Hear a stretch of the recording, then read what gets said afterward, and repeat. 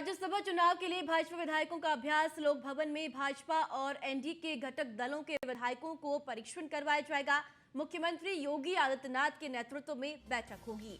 भाजपा के 252 और अपना दल के 13, निषाद पार्टी के 6, सुभाषपा के 5 और रालोद के 9 विधायक मौजूद रहेंगे और किस समूह को, किस प्रत्याशी को वोट करना है, ये इस बैठक में बताया जाएगा। पूर्वाभ्यास में विधायकों को मतदान करवाया जाएगा और साथ ही साथ आपको बताते चले कि मंत्री जेपीएस राठौर को राज्यसभा चुनाव के प्रबंधन की कमान दी गई है। राज्यसभा चुनाव के लिए एनडीए के सभी विधायक लखनऊ बुलाए गए हैं और बीजेपी और सहयोगी दलों के सभी विधायकों को आज रात लखनऊ पहुंचने का निर्देश भी दिया गया है। हर प्रत्याशी को वोट अलॉटमेंट पर सारा दारोमदार टिका हुआ है और सही तरीके से वोट डालने के लिए विधायकों को आज प्रशिक्षण दिया जाना है। सुबह लोक भवन में एनडीए विधायकों की ये महत्वपूर्ण बैठक होगी और इस महत्वपूर्ण बैठक में मुख्यमंत्री योगी आदित्यनाथ, उप मुख्यमंत्री केशव प्रसाद मौर्य, ब्रजेश पाठक मौजूद रहेंगे।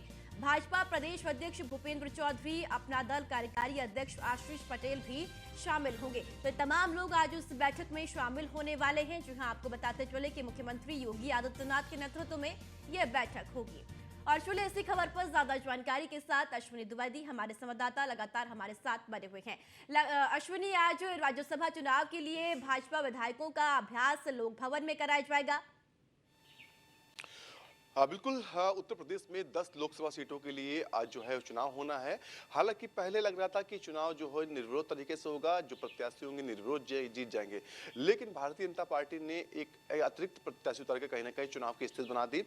जो अभी तक स्थिति बन रही थी पहले की, उसमें 10 प्रत्याशियों में से 7 भारतीय जनता पार्टी खाते में जा रहे हैं, वहीं 3 समाजवादी पार्टी के खाते में जा रहे हैं। लेकिन जिस तरीके से समाजवादी पार्टी से आरएलडी अलग हुई है, अनुप्रिया पटेल की बहन पल्लवी पटेल है, उन्होंने बयान किया कि वोट नहीं करेंगे, तो ऐसी में कहीं ना कहीं भारतीय जनता पार्टी की स्थिति मजबूत होती दिख रही थी और भारतीय जनता पार्टी ने संजय सेठ के रूप में 8वां प्रत्याशी उतार के कहीं ना कहीं चुनाव जो है वो कठिन कर दिया।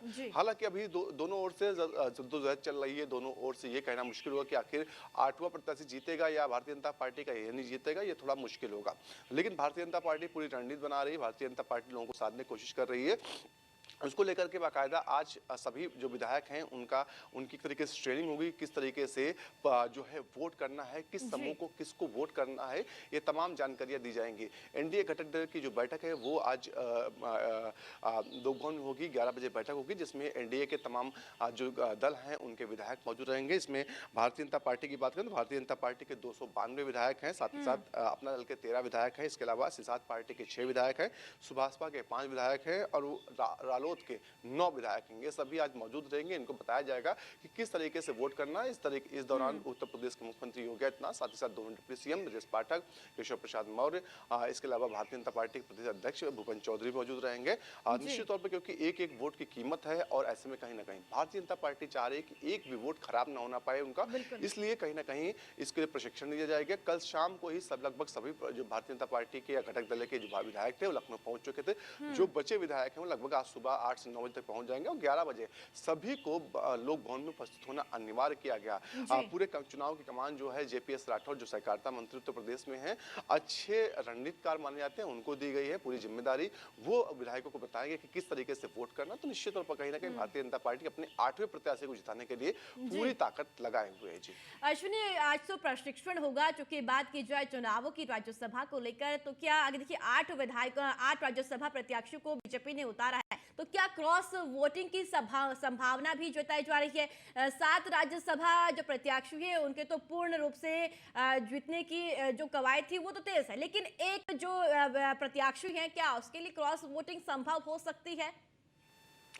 बिल्कुल, इससे पहले भी देखा गया कि क्रॉस वोटिंग हुई है। इससे पहले भी तमाम बार हुआ। आपको याद होगा एक बार चुनाव हुआ था 2017, 18, 19 की बात है, जब भारतीय जनता पार्टी में कहीं ना कहीं राज्यसभा का ही चुनाव था। उस समय विधायकों की जरूरत थी और नितिन अग्रवाल जो है, जो समाजवादी पार्टी के विधायक थे, उन्होंने क्रॉस वोटिंग की थी। साथ ही साथ अनिल जो सिंह हैं, उन्नाव के पूर्वा से विधायक थे, बसपा के विधायक थे, वो उन्होंने क्रॉस वोटिंग की थी और उसके बाद भारतीय जनता पार्टी का दोनों ने दामन सामा था। निश्चित तौर पर कहीं ना कहीं क्रॉस वोटिंग से इनकार करना थोड़ा मुश्किल है कि नहीं हो सकती है, क्योंकि हाँ, ये चीज संभावना पूरी है कि भारतीय जनता पार्टी की ओर से क्रॉस वोटिंग होना थोड़ा मुश्किल हो सकता है, क्योंकि भारतीय जनता पार्टी के जो विधायक, उनको पता है सरकार उनकी, तो ऐसे में वो दूसरे पक्ष में जाने से थोड़ा कतराएंगे।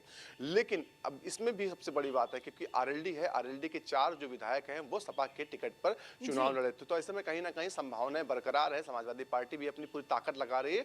हालांकि भारतीय जनता पार्टी की रणनीति हमेशा मजबूत रहती है, कितनी कारगर साबित होती है देखना होगा, क्योंकि अभी तक जो स्थिति बन रही है वो 8वें प्रत्याशी की स्थिति जो है वो दोनों पक्ष में, या तो कांग्रेस, माफ कीजिएगा, समाजवादी पार्टी कांग्रेस का समर्थन पा लेती है और 2 अन्य विधायकों का समर्थन पाती है, तो निश्चित तौर पर उसका प्रत्याशी जीत जाएगा। वही भारतीय जनता पार्टी को 8 प्रत्याशी चाहिए होंगे, तो 8 प्रत्याशियों के लिए वो जद्दोजहद कर रहा है। अगर उसको 8 प्रत्याशी मिल जाते तो निश्चित तौर पर कहीं ना कहीं वो भी जीत जाएगा। अब देखना होगा 8वें प्रत्याशी जीतता है कि नहीं जीतता। जी चलिए ठीक है अश्विनी, बहुत बहुत शुक्रिया आपका महत्वपूर्ण जानकारी साझा करने के लिए।